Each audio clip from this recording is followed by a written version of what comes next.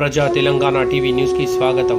Nizamabad parliament అభ్యర్థి జీవన్ రెడ్డి గారు తన యొక్క ప్రచారంలో బాధతో మాట్లాడిన మాటలు.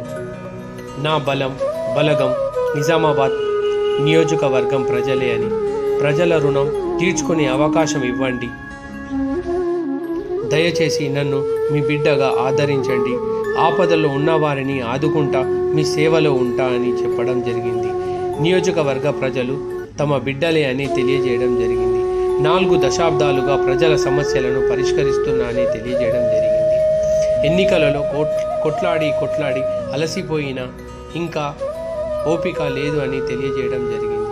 దేవుడు నాకు ఎందుకో శిక్ష విధించాడో, ఎమ్మెల్యేగా ఓడిపోయానని తెలియజేయడం జరిగింది. పార్లమెంట్ ఎన్నికలోనైనా నన్ను గెలిపించండి, ఎంపీగా మళ్ళీ ఓడిపోతే తట్టుకునే శక్తి లేదు. అమ్మలారా, అక్కలారా, అయ్యల్లారా, అవ్వల్లారా నన్ను ఆదుకోండి, ఎంపీగా గెలిపించాడని. ఈ ఎన్నిక చేజారితే తట్టుకునే శక్తి లేదు. నీరు పోసి పెంచిన చెట్టు లాంటి వాడిని. జగిత్యాల ప్రజల్ని నేను నమ్ముకున్నాను, కాపాడాల్సిన బాధ్యత జగిత్యాల ప్రజలేనని తెలియజేయడం జరిగింది.